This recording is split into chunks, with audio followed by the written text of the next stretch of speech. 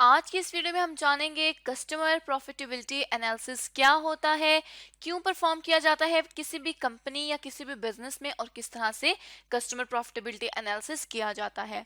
तो चलें, सबसे पहले अगर बात की जाए कस्टमर प्रॉफिटेबिलिटी एनालिसिस की, तो ये वो तरीकाकार है जिसके थ्रू हर ईच कस्टमर की डिफरेंट कस्टमर्स की हर कस्टमर की प्रॉफिटेबिलिटी डिटरमिन की जाती है, देखी जाती है कि कौन सा कस्टमर या कौन सा सेगमेंट ऑफ कस्टमर मतलब ग्रुप ऑफ कस्टमर जो कंपनी है या बिजनेस है उसके लिए प्रॉफिटेबल है।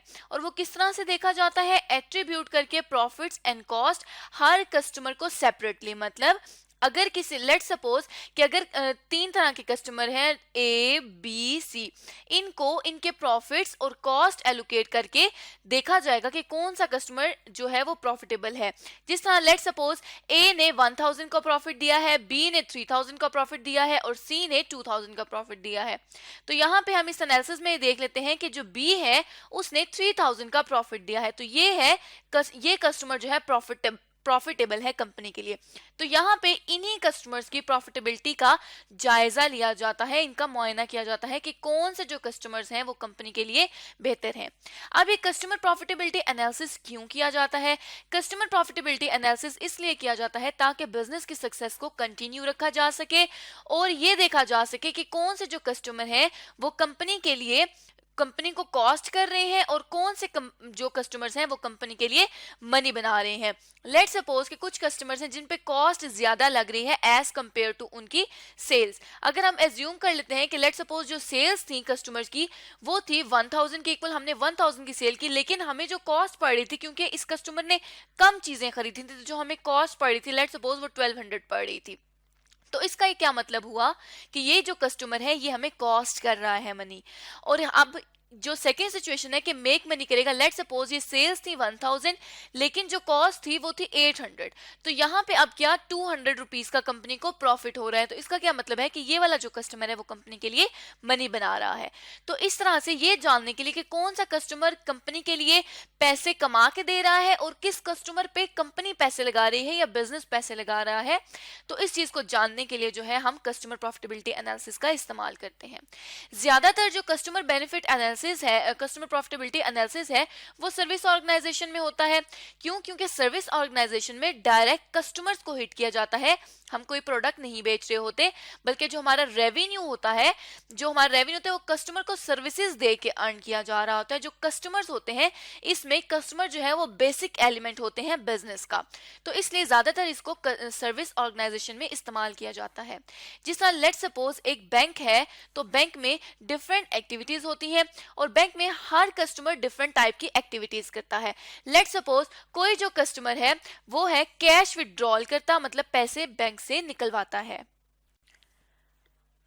अब यहाँ पर लेट सपोज कैश विड्रॉल की जो फीस है वो पर ट्रांजेक्शन 80 रुपीज है।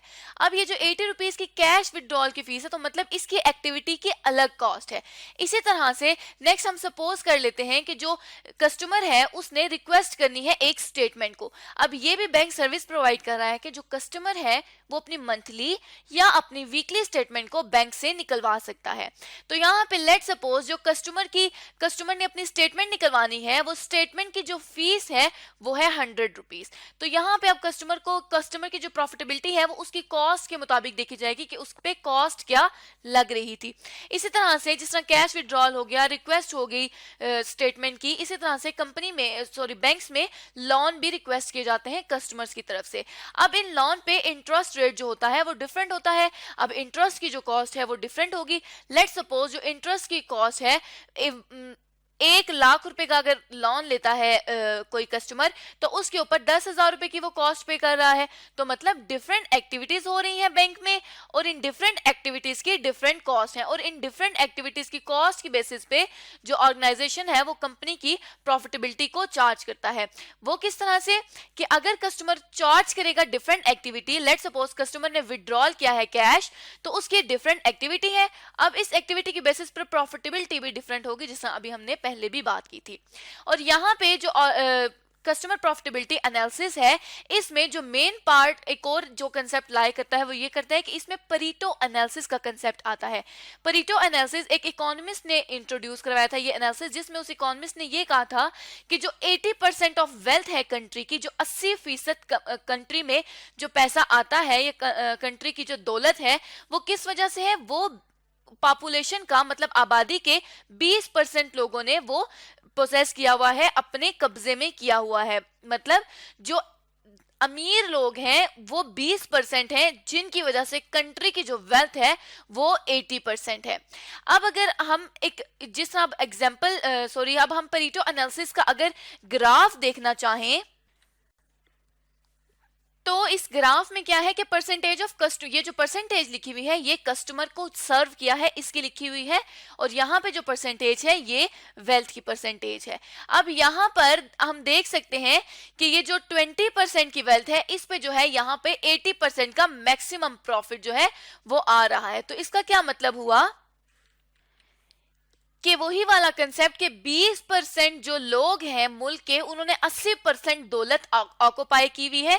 तो इसी तरह जो प्रॉफिट है यहाँ पर, ये जो वेल्थ है, ये जो प्रॉफिट है कंपनी का, ये ज्यादा जो है 20% लोगों ने ऑक्युपाई किया। अब ये 20% कौन से लोग हैं? ये 20% वो लोग हैं जो ऑर्गेनाइजेशन से सर्विसेज बल्क में परचेज करते हैं, या ऑर्गेनाइजेशन से जो ये जो रेगुलर कस्टमर्स होते हैं ये वो कस्टमर्स होते हैं। उसके बाद जो 50% कस्टमर पे हम देख सकते हैं कि जो प्रॉफिट है वो मैक्सिमम है जो कि है 100%। तो अब यहाँ पे ये वाले जो कस्टमर हैं ये हमें कोई प्रॉफिट अर्न करके नहीं दे रहे, लेकिन फिर भी क्या है कि ऑर्गेनाइजेशन में ये वो 50% लोग हैं जो या तो बल्क में चीजें नहीं खरीदते, या तो वो कम सर्विसेज लेते हैं, या फिर चीजें बल्क में नहीं खरीदते, या वो रेगुलर कस्टमर्स नहीं होते। तो इस वजह से अब ये जो 50% है, या तो ये अगर इनको इग्नोर करती है ऑर्गेनाइजेशन तो ऑर्गेनाइजेशन ये जो स्टेप ले रही होगी ये अच्छा स्टेप नहीं होगा, ये एक सिचुएशन को अवॉइड करने का स्टेप होगा। तो ऑर्गेनाइजेशन ने इन 50% कस्टमर्स को ये प्रॉफिटेबिलिटी कस्टमर्स की तरफ मूव करना है, ना कि इन 50% कस्टमर को निग्लेक्ट कर दें। और यहाँ पे हम देख सकते हैं कि जो प्रॉफिट है वो रिड्यूस हो रहा है 100% पे। तो इसका ये मतलब हुआ कि 20% लोग जो है वो 80% प्रॉफिट कमाने में मदद करते हैं, लेकिन जो 50% है उनको हम प्रॉफिटेबल कर सकते हैं अगर कंपनी की जो डिसीजन मेकिंग है वो बेहतर हो जाए। अब डिसीजन मेकिंग किस तरह से बेहतर होगी कि लेट्स सपोज ये जो 50% कस्टमर्स हैं ये लो क्वांटिटी में चीजें परचेज करते हैं। तो अगर ये लो क्वांटिटी में चीजें परचेज करते हैं तो ऑर्गेनाइजेशन इसका सोल्यूशन क्या कर सकती है कि ये जो लो क्वांटिटी में चीजें बेचने की बजाय ऑर्गेनाइजेशन यहाँ पर कुछ अपने डिस्ट्रीब्यूटर्स या होलसेलर्स जो हैं उनको मुनक्किद कर देती है, ताकि वो होलसेलर्स आगे इन कस्टमर्स को भी चीजें दे सकें। उन कस्टमर्स के लिए भी ईज हो जाएगा और कंपनी की प्रॉफिटेबिलिटी भी बेहतर हो जाएगी और कंपनी को कॉस्ट भी कम पड़ेगी। अब यहाँ पे एक और क्वेश्चन रेज होता है कि कॉस्ट किस तरह से कम पड़ेगी। अब कॉस्ट किस तरह से कम पड़ेगी कि जो ऑर्डर प्रोसेसिंग की कॉस्ट होती है, बेशक वो एक ऑर्डर प्रोसेस किया जाए तो कॉस्ट लगे या वो 10 ऑर्डर प्रोसेस किए जाए तो कॉस्ट लगे, कॉस्ट वही रहेगी। तो जब 10 यूनिट्स के लिए उतनी ही कॉस्ट लगनी है या 1000 यूनिट्स के लिए इतनी ही कॉस्ट लगनी है, तो ऑर्गेनाइजेशन के लिए ये बेहतर है कि वो 1000 यूनिट्स को एक बल्क में बेचे ताकि उसके ऑर्डर प्रोसेसिंग कॉस्ट कम हो सके। तो फिर इस तरह से ऑर्गेनाइजेशन में जो कॉस्ट है वो भी रिड्यूस हो जाएगी और जो कस्टमर्स जो कम परचेज कर रहे हैं उनकी सर्विसेज भी इंप्रूव हो जाएंगी जब होलसेलर को अपॉइंट कर लेगी कंपनी या एक और डिस्ट्रीब्यूटर को अपॉइंट कर लेगी कंपनी। अब यहाँ पे एक छोटी सी एग्जाम्पल की बात करते हैं। हम सपोज करते हैं कि 3 कस्टमर्स हैं कंपनी के, जिसमें मिस्टर अली है, मिस्टर अहमद है और मिस्टर उमर है। मिस्टर अली, मिस्टर अहमद और मिस्टर उमर की जो सेल्स हैं वो डिफरेंट हैं। लेट्स सपोज कि मिस्टर अली पे की वजह से जो हमें सेल्स आ रही हैं वो आ रही हैं 1500 की, मिस्टर अहमद की वजह से 1800 की और मिस्टर उमर की वजह से 2500 रुपए की सेल्स आ रही हैं। अब जब कंपनी ने सेल किया है तो कंपनी के पास कुछ कॉस्ट भी आ रही होगी जो इन कस्टमर्स पे लगी है। लेट्स सपोज कि कंपनी की तरफ से जो कॉस्ट कस्टमर्स पे लगी है वो है 800, 1400 और 2400। अब ऑर्गेनाइजेशन क्या करेगी? अब ऑर्गेनाइजेशन ये करेगी कि इसका प्रॉफिट कैलकुलेट कर लेंगे हम कस्टमर प्रॉफिटेबिलिटी एनालिसिस में। में। तो यहाँ पे जब 1500 रुपए में से 800 रुपए हमने रिड्यूस कर दिए, मतलब सेल्स में से प्रॉफिट क्या होता है कि हम सेल्स में से अपनी तमाम कॉस्ट लेस कर देते हैं, तो ये हमारे पास ऑर्गेनाइजेशन या कंपनी के लिए प्रॉफिट आ जाता है। तो यहाँ पे हमने कंपनी के लिए नहीं बल्कि यहाँ पे हमने कस्टमर का प्रॉफिट कैलकुलेट करना है। तो यहाँ पे कस्टमर के प्रॉफिट के लिए कस्टमर की सेल्स में से ही कस्टमर की कॉस्ट को लेस करेंगे। तो जब हमने मिस्टर अली का प्रॉफिट कैलकुलेट किया तो मिस्टर अली का प्रॉफिट आ गया 700 रुपीज, मिस्टर अहमद का प्रॉफिट आ गया 400 रुपीज और मिस्टर उमर का प्रॉफिट आ गया 100 रुपीज का। तो हम यहाँ पर देख सकते हैं कि जो मिस्टर अली है उसके ऊपर हमें सबसे ज्यादा प्रॉफिट हमारे पास आ रहा है। और ये जो प्रॉफिट होगा, अब ये इसका क्या मतलब है कि ये वाला कस्टमर ज्यादा प्रॉफिटेबल है, ऑर्गेनाइजेशन इस कस्टमर को रिटेन करेगी। अब यहाँ पे जो मिस्टर अहमद का प्रॉफिट है वो 400 का प्रॉफिट है, मतलब जो मिस्टर अली है, लेट्स सपोज वो 80% वाली कैटेगरी में लाए, सॉरी 20% वाली कैटेगरी में लाए कर रहा है। इसका ये मतलब है कि जो कंपनी की 80% वेल्थ है वो मिस्टर अली की वजह से बन रही है।